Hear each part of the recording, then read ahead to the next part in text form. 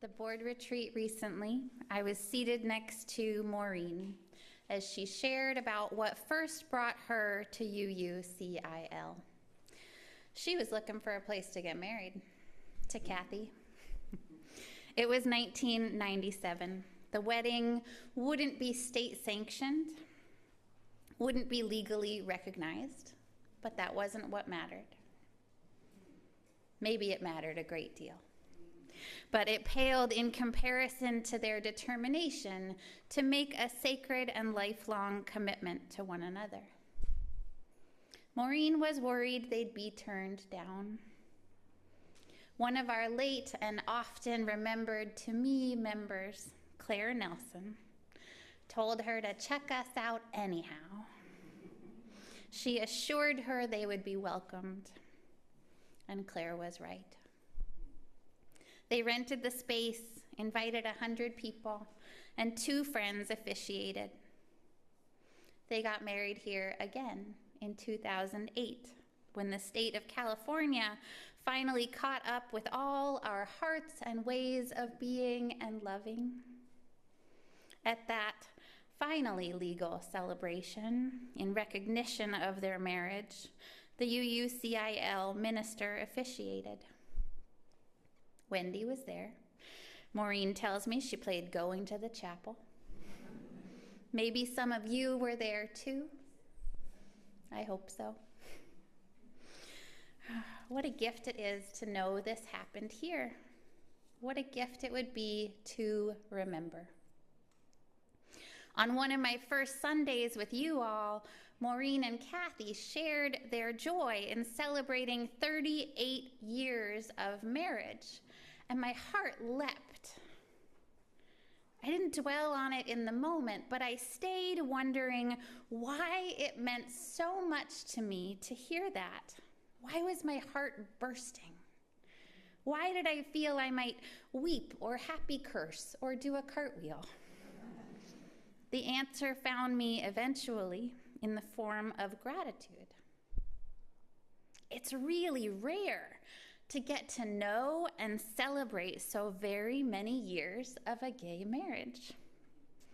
In 1997, I'm not sure most people were even imagining that same-sex marriage was among the future possibilities.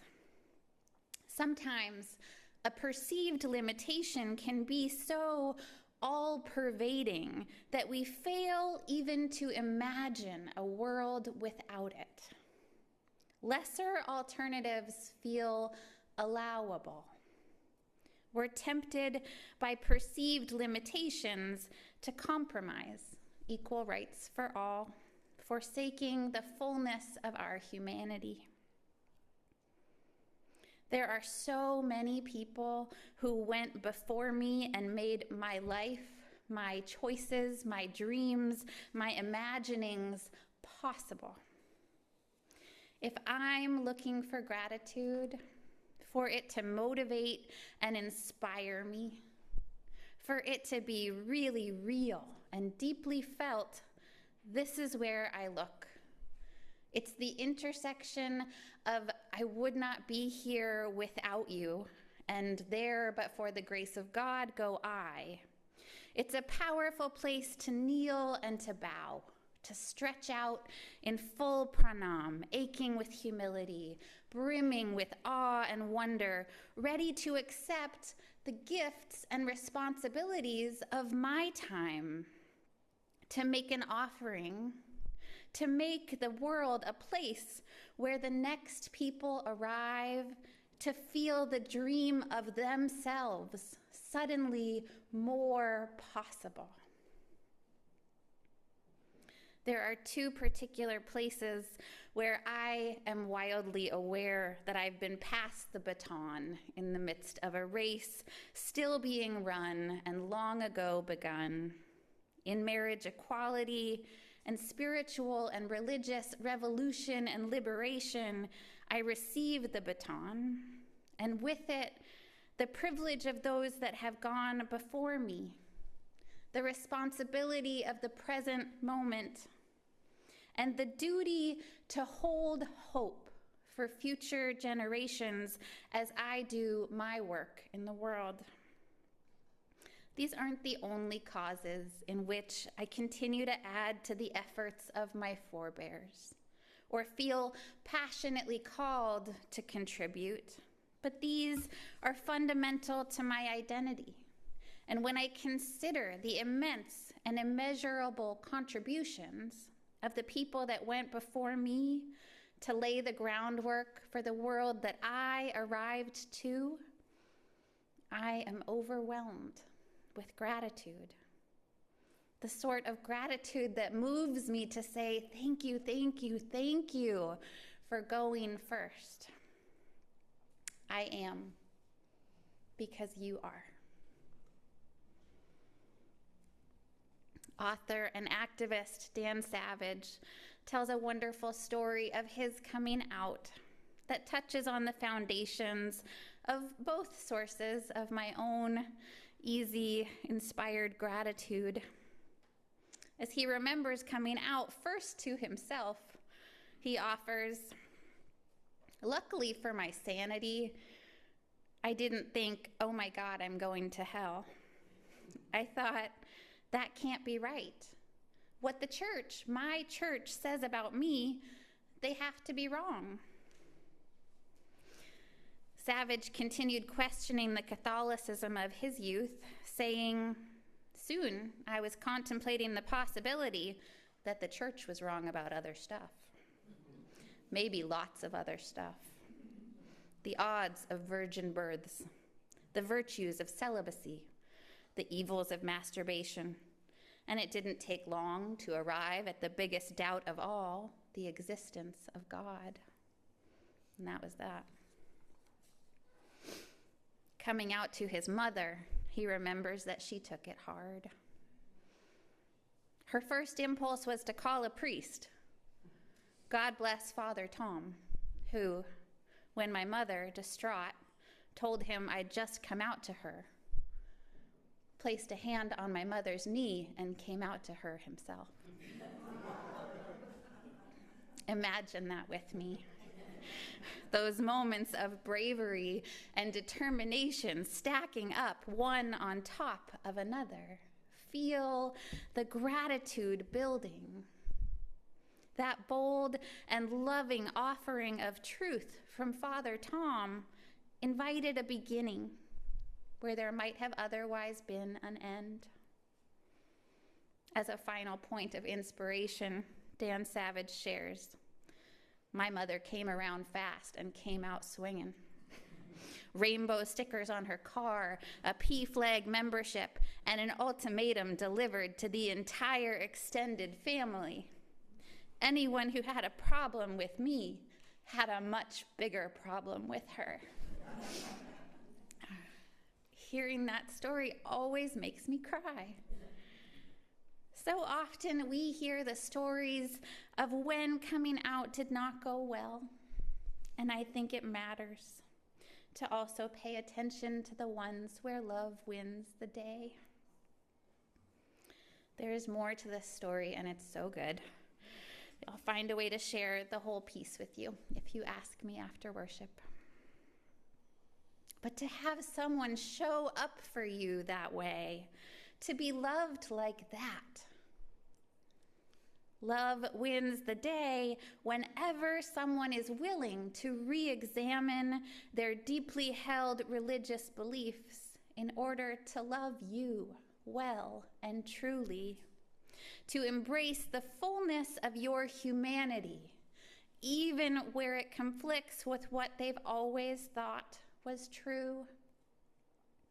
That is not merely change, but transformation.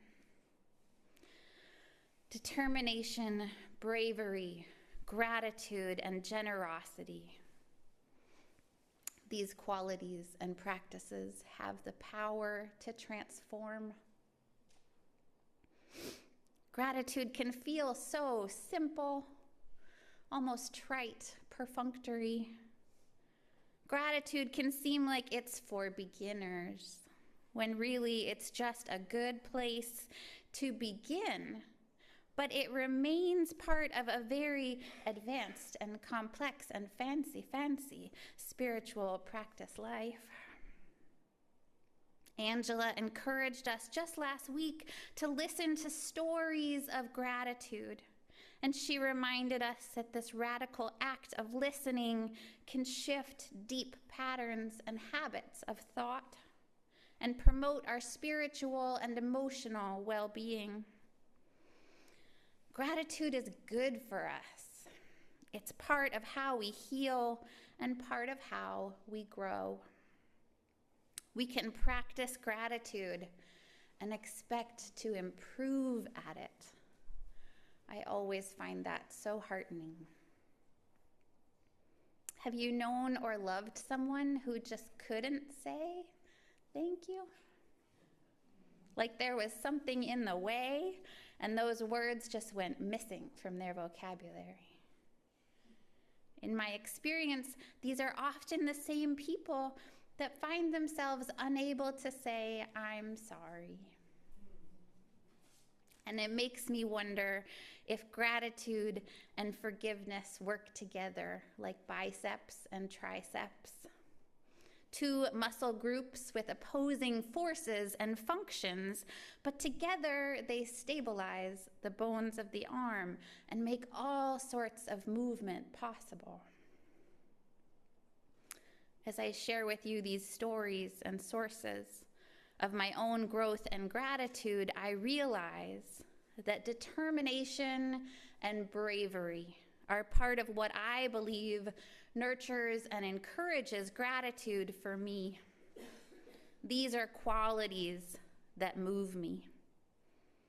I am so grateful to the brave folks who've persevered, who handed off their batons, and who've made me more possible. When I allow stories of gratitude to fill me up, when I'm brimming with the thing, what spills out and pours forth is generosity. It's so natural, isn't it? To feel so very thankful that what you're moved to do is give. Thank you so much. How can I help? They flow together. Or as Robin Wall Kimmerer puts it, if our first response is gratitude, then our second is reciprocity, to give a gift in return. Without awareness of gratitude, we can easily become weary and exhausted by our giving. Maybe you've noticed this in your own life or seen it happen with people you love and care about. There's a depletion of spirit that can come from a perceived lack of gratitude. So this is the invitation today in community and the challenge. Notice gratitude. Pay attention to it. Expand your awareness of gratitude at work, in your life, and in the world. Let gratitude fill you up. And when you are aware that you have all that you need, in truth, that you have more than enough, let it flow from you in the form of generosity.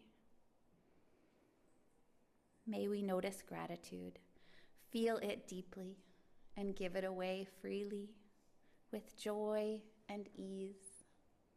May it be so. Amen, amen, ashe.